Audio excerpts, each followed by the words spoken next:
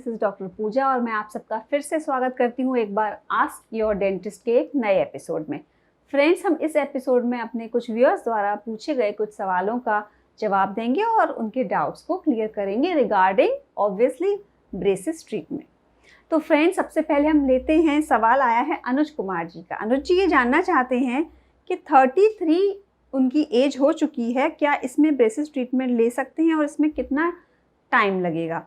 तो अनुज जी, आप डेफिनेटली 33 की एज में ब्रेसेस ट्रीटमेंट ले सकते हैं, बट इसमें हम चाहेंगे कि आपके कुछ जांचें जैसे कि एक्सरे और कुछ ब्लड रिपोर्ट्स और आपकी current oral hygiene status, oral clinical condition कैसी है, इस सबको देखकर हम आपको ब्रेसेस के लिए एडवाइस करना चाहेंगे कि क्या कंडीशन है आपके दांतों में, आपकी बोन्स में कैल्शियम की क्या स्टेटस है और आपको कोई भी प्रॉब्लम, गम या पेरिडोंटल डिजीज़ तो नहीं है। इसके अलावा टाइम की अगर बात करें तो हाँ, मैं कहूँगी थोड़ा सा एडिशनल टाइम लग सकता है, क्योंकि हम आपका जो ब्रेसेस ट्रीटमेंट है हम 30+ की एज में कर रहे हैं, तो बेटर है कि आप थोड़ा सा एक्स्ट्रा टाइम माइंड में लेकर चल सकते हैं। अगर लगता है तो उसको टाइम को एक्स्ट्रा लेने में कोई बुराई वाली बात नहीं है। इन द एंड हमारा रिज़ल्ट अच्छा होना चाहिए और हमारा फाइनल रिज़ल्ट बहुत ही बढ़िया हो, जिससे कोई भी हमें फ्यूचर में प्रॉब्लम ना आए। तो definitely you can go for the braces treatment if everything else is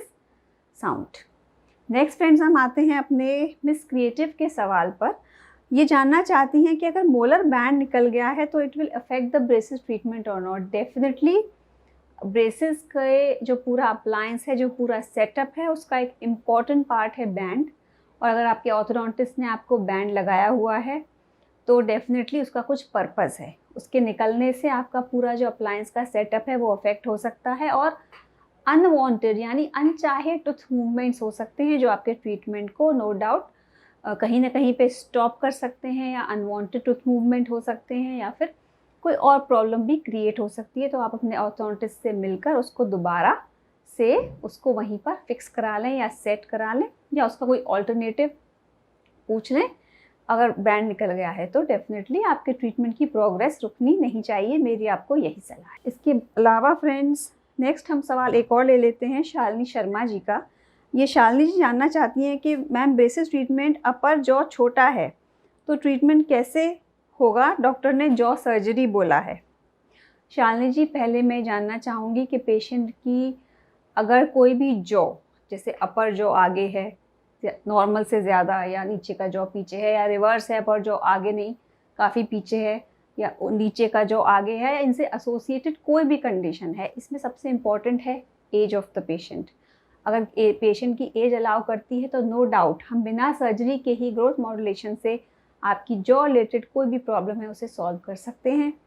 अगर पेशेंट ग्रोथ वाली एज में आता है, तो अगर आप अडल्ट एज में आते हैं तो हम बहुत बार केवल दांतों की हेल्प से आपके जॉ की अलाइनमेंट को, आपके दांतों की अलाइनमेंट को ठीक कर देते हैं, जिससे आपका जॉ का अलाइनमेंट इतना ज़्यादा ऑब्वियस पता नहीं चलता and you get a pleasant profile only by the teeth alignment, that is उसे हम कैमोफ्लैज ट्रीटमेंट कहते हैं। इसके अलावा फ्रेंड्स, अगर आपका बहुत ज़्यादा ऑब्वियसली स्केलेटल डिस्क्रिपेंसी बहुत ज़्यादा है, एक लिमिट से ज़्यादा है, तो डेफिनेटली आपको सर्जरी एडवाइस करी जाती है। उसमें बहुत सारे फैक्टर्स हैं जो हमको देखकर, आपकी जांचें देखकर आपको कौन सी सर्जरी आपके जॉस के लिए ऑप्टिमम रहेगी वो आपको सलाह हम लोग देते हैं। तो इसके लिए डिटेल में पेशेंट को एग्जामिन करना बहुत ज़रूरी होता है। तो फ्रेंड्स, आगे चलते हैं हमारे नेक्स्ट व्यूअर के सवाल की तरफ। हमारी नेक्स्ट व्यूअर हैं रवीना जी, और ये जानना चाहती हैं कि टीथ की जगह फिल नहीं हो रही है और 8 मंथ्स हो गए हैं, क्या हम विटामिन डी और कैल्शियम की टैबलेट ले सकते हैं? तो रवीना जी, मेरा ये कहना है कि पहले ये रीज़न पता करना पड़ेगा कि आपकी टीथ की जगह फिल क्यों नहीं हो रही है। क्या वहाँ से एक्सट्रैक्शन हुआ था, या वो बहुत पुराना एक्सट्रैक्शन सॉकेट है जहाँ पे बहुत दिनों से दांत नहीं है? तो ये कुछ कंडीशंस हैं डिफरेंट, उसके अकॉर्डिंग डिसाइड किया जाता है कि टीथ की जगह फिल क्यों नहीं हो रही है, और उस रीज़न का ट्रीटमेंट किया जाता है। No doubt calcium, vitamin D bone health के लिए इम्पॉर्टेंट हैं, बट उसके लिए आपको पहले अपने ब्लड टेस्ट कराने होंगे, और अगर वो डेफिशिएंट है तो ही आप कैल्शियम और विटामिन डी हम एडवाइस आपको करते हैं। तो टीथ का जो स्पेस है उसके फिल नहीं होने का क्या एग्जैक्ट रीज़न है, ये आप हमको लिख कर भेजिए, और आप अपने एक्सरेज हमको भेज सकती हैं। फिर हम आपकी जो है वो आपको प्रॉपरली गाइड कर पाएंगे। फ्रेंड्स, हम सवाल लेते हैं मयूर बघेला जी का। मयूर ये जानना चाहते हैं कि अगर 1 मंथ के लिए ब्रेसेस ट्रीटमेंट रोक दिया जाए तो कोई साइड इफ़ेक्ट्स है?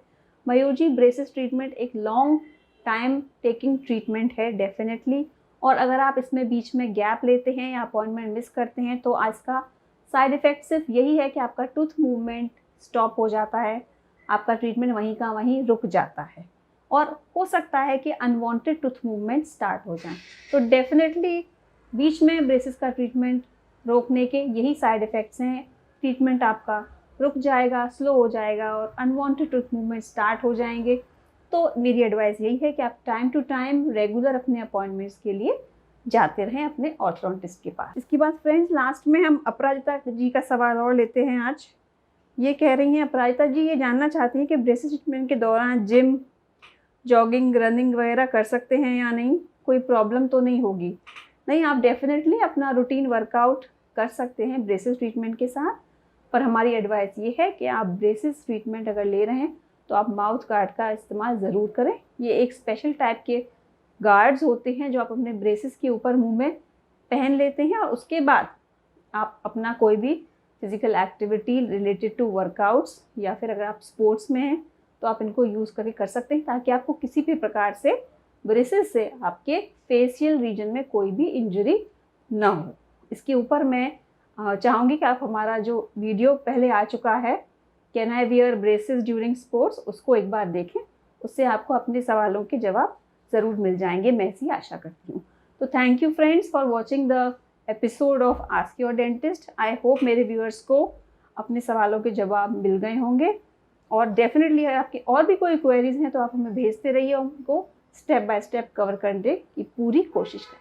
Thank you.